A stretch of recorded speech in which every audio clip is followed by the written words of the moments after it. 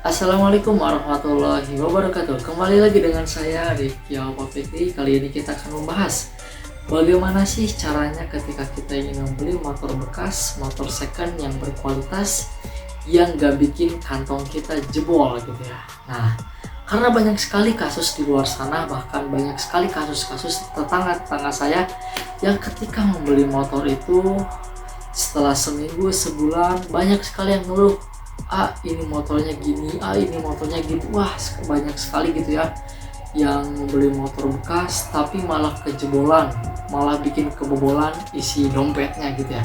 Oke, kita bahas tuntas sampai habis. Oke, yang belum like silahkan like terlebih dahulu, dan yang belum subscribe untuk subscribe terlebih dahulu. Langsung saja kepada poin yang pertama. Ketika kita ingin membeli sebuah kendaraan, ketika ingin membeli motor ataupun mobil ataupun gadget ataupun ataupun barang-barang lainnya, yang pastinya yang pertama kita perhatikan adalah kondisinya. Nah, apa saja sih kondisinya dan bagaimana sih kondisinya? Yang pertama itu ketika kita ingin membeli motor bekas, yang pertama harus dicek adalah mesinnya. Biasanya ketika saya datang ke lokasi untuk melihat kondisi motornya, itu yang pertama saya lihat itu adalah kondisi mesinnya. Apakah kondisi mesinnya langsung saya gerung-gerungkan untuk dinyalakan? Oh tidak. Biasanya ketika saya ingin membeli sebuah motor itu, saya selalu membawa alat-alat atau selalu membawa kunci-kunci, yaitu berupa kunci tang dan juga obeng. Fungsinya untuk apa? Ketika kita akan mengecek sebuah kendaraan atau sebuah motor, kita membuka dulu tutup oli bagian atasnya. Kita colok apakah motor tersebut ada olinya atau tidak. Nah, perlu dicatat teman-teman semuanya, oli motor dan juga oli mobil itu beda kekentalannya, beda teksturnya, beda SAE-nya gitu ya. Kalau istilah dalam otomotif itu beda SAE-nya gitu ya. Nah, motor itu cenderungnya apalagi motor-motor biasa itu cenderungnya itu olinya itu dia itu cair. Karena banyak sekali di luar sana sebagian penjual yang jahat, yang mana oli motornya itu diganti dengan oli mobil, yang mana oli mobil itu kan SAE-nya itu lebih kental. Nah, ketika motor tersebut mempunyai minus, mesin tersebut mempunyai minus, misalnya ada suara ngeretrek ataupun sebagainya, ketika diisi dengan oli mobil, maka kondisi mesin motor tersebut saya jamin akan adem atau alias lemes. Kenapa bisa demikian? Karena tekstur oli mobil itu lebih kental. Nah, ini banyak sekali orang-orang yang mungkin ini diabaikan, tapi ini benar-benar banyak sekali sebagian orang juga yang menjual yang tidak jujur gitu ya. Nah, mungkin itu yang sering saya perhatikan ketika saya mengecek motor itu. Buka dulu tutup oli atasnya. Setelah dibuka, kita cek kondisi mesinnya, apakah ada suara ngeresek, ngerosok, ataupun ada kebocoran dari packing-packingnya dan lain sebagainya. Lalu ketika mesinnya sudah aman, suaranya aman, terus tidak ada kebocoran, maka kita cek bagian kaki-kakinya, mulai dari sebreker depan atau sebreker belakangnya, apakah sebreker depan belakangnya dia masih main atau tidak. Bisa juga cek pengeremannya, apakah pengeremannya dia itu masih berfungsi dengan baik atau tidak. Dan juga yang gak kalah penting, kadang sebagian orang membeli motor itu peleknya gitu ya. Karena sekarang itu apalagi di jalan-jalannya di negara kita itu banyak sekali jalan-jalan yang berlubang. Nah, kalau banyak sekali jalan-jalan berlubang ini, ketika orang yang mengendarai sebuah motor itu, orangnya itu jorok memakai motornya asal pakai gitu ya. Ketika ada lubang itu dihantam. Nah, itu tuh akan merusak ke pelek gitu ya. Sebenarnya ketika pelek sudah kena, sebenarnya bisa dipres, tapi ya namanya juga diakali, namanya juga dipres, itu tidak akan 100% sempurna. Jadi kita cek juga kondisi peleknya, apakah peleknya kita putarkan saja bannya di standar 2, putarkan bannya, apakah bannya itu ada ngegeol atau tidak.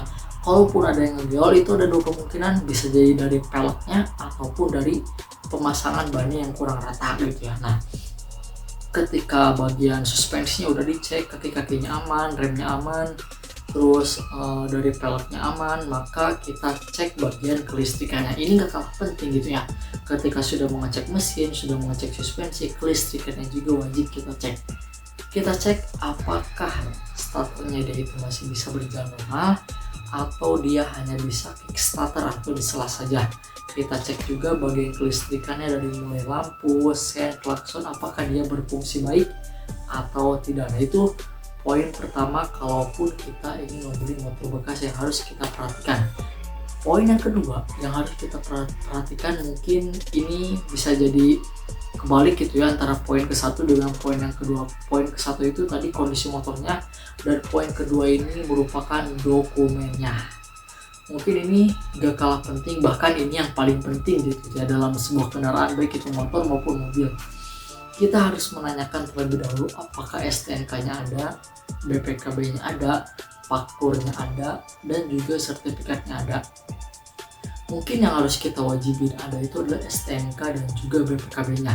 Kalau masalah faktur dan sertifikat, setahu saya itu tidak terlalu diwajibin gitu ya. Dan setahu saya itu fungsinya dari faktur itu, kalaupun kita mempunyai kebutuhan mendadak dan kita ingin meminjam uang ke bank, maka BPKB-nya bisa kita istilahnya disekolahin gitu ya.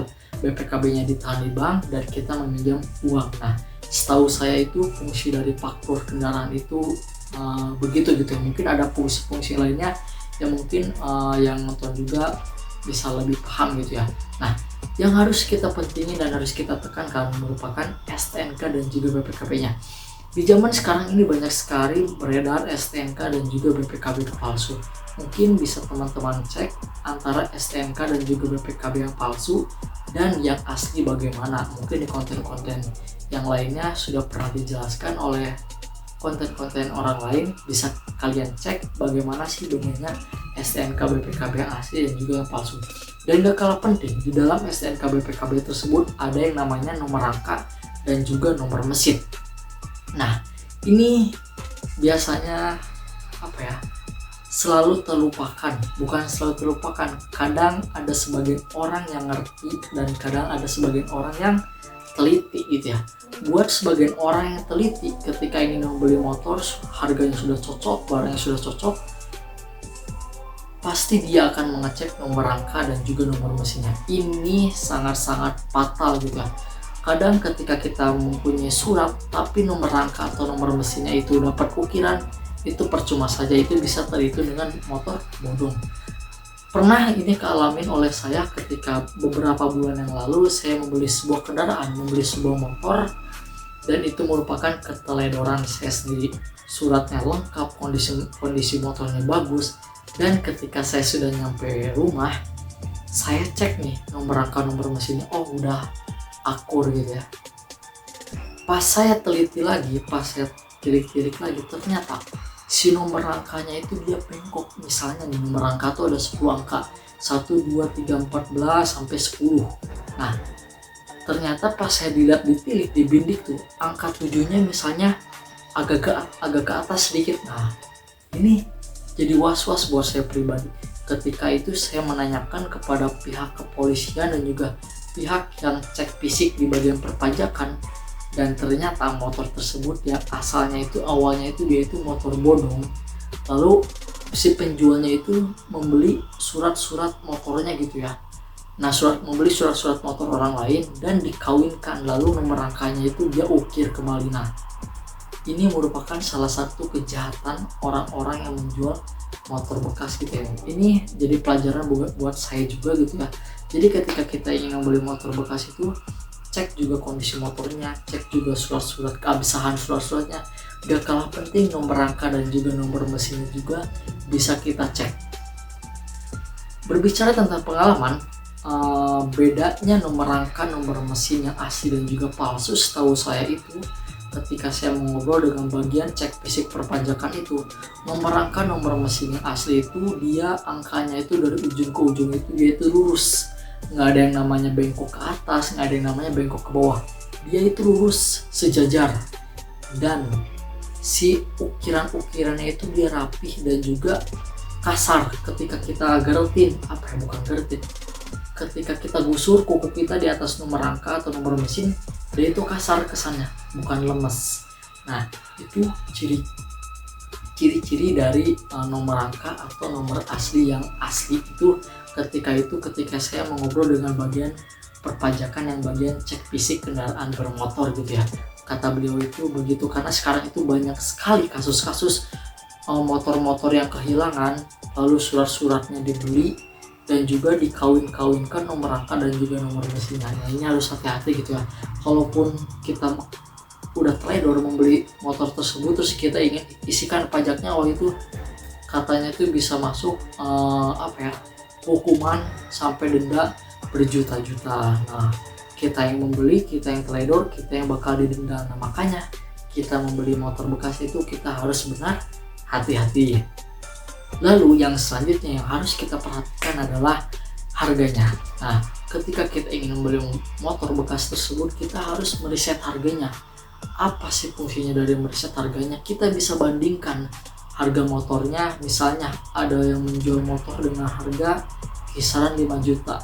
Oh, udah kita cek fisik nih, surat-suratnya sudah absah, kondisi mesinnya bagus, kondisi motornya bagus. Terus kita lihat nih di pasaran harga motor ini tuh berapa gitu. Kadang orang itu ketika membeli motor itu ketika sudah cinta, sudah bogoh, langsung cash bayar dan tidak tahu pasaran harganya gitu ya. Ini merupakan mungkin buat sebagian orang-orang awam memang kayak gitu, tapi kalau buat pribadi saya sendiri, ketika saya ingin membeli motor itu saya bisa membelinya dan juga saya bisa menjualnya kembali. Apa artinya? Ketika saya membeli misalnya 5 juta dan saya udah memakainya dengan waret dan saya bisa menjualnya lagi, ada batinya atau ada untungnya gitu ya.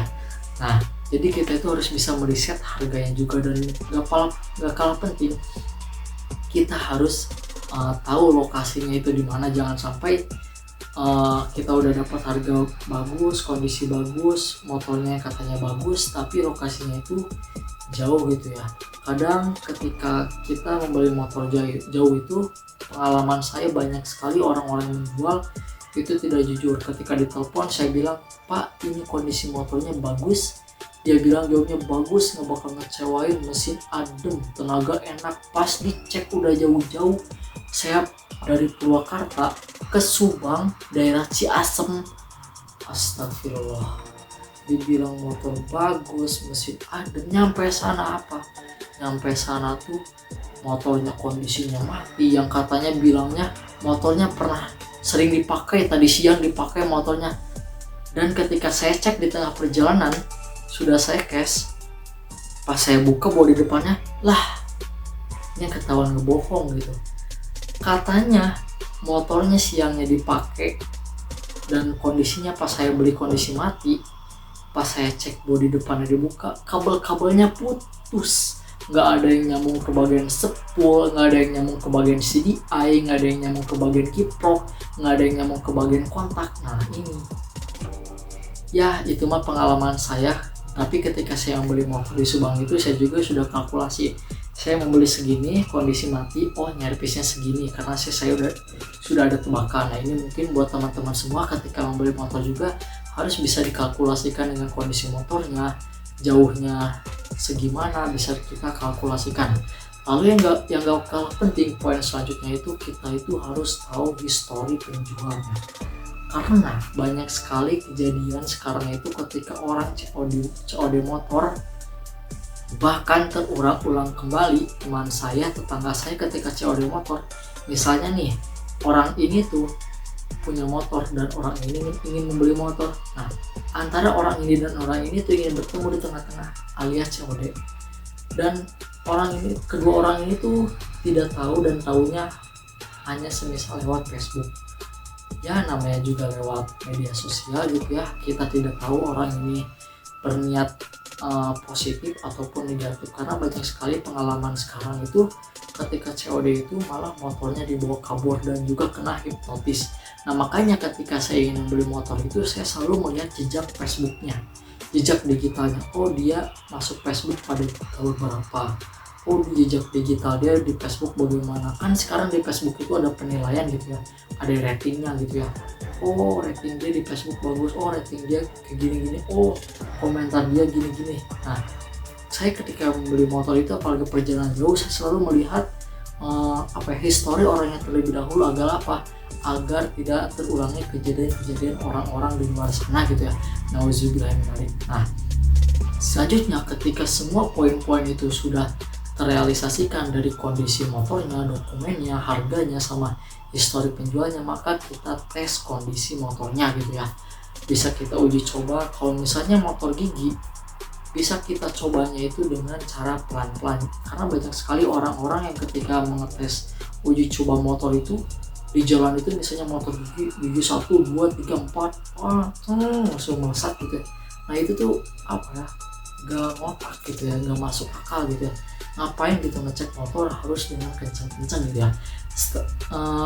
Sedikit nasihat dari saya, ketika kita ingin mengecek motor itu apalagi motor gigi, kita cobain aja pelan-pelan dari perpindahan giginya, apakah dia halus atau dia kasar, apakah dia ada jeduk atau tidak. Nah coba ditanyakan, misalnya kita coba di gigi 1. Kadang penyakit motor gigi itu kalau kupingnya dia udah kena atau mangkok kupingnya dia udah kena atau sudah aus, ketika ditanyakan di gigi 1 itu dia akan tapi kalau kita nyobainnya dengan kondisi kencang, dia nggak akan kerasa tapi ketika kita nyobainnya pelan-pelan akan kerasa bagian kupingnya bagaimana ini fungsinya. Ketika kita mencoba atau test drive motor itu harus cobain dengan pelan-pelan secara teliti, jangan sampai kita itu hanya pengennya kenceng. Kalau kenceng mah itu akan mengikuti gitu ya. Kita cobain pelan-pelan, jangan sampai ketika sudah kita beli dan sudah cocok di tengah-tengah jalan kok rasanya motor kayak gini. Nah jangan sampai demikian gitu ya. Nah mungkin sekian penjelasan dari saya, semoga bisa bermanfaat. Dan pesan dari saya, ketika kita ingin membeli motor, pastikan dokumennya itu asli, keabsahannya sudah asli, nomor rangka, nomor mesinnya ada, itu bukan hasil ukiran, dia itu asli, dan kondisi motornya dia bagus, harganya juga dia gak terlalu kemahalan, lokasinya gak terlalu kejauhan, dan yang terpenting itu histori penjualnya bagus, dan juga kondisi motor, dan juga harga motornya itu bisa kita beli dengan harga yang murah. Nah mungkin sekian penjelasan dari saya. Mungkin ada teman-teman atau siapapun yang mempunyai pengalaman yang lebih dalam, yang lebih luas, bisa komentar di komentarnya, di komentar saya, bisa berbagi pengalaman agar jadi ilmu yang bermanfaat bagi kita semua. Mungkin sekian dari saya. Wassalamualaikum warahmatullahi wabarakatuh.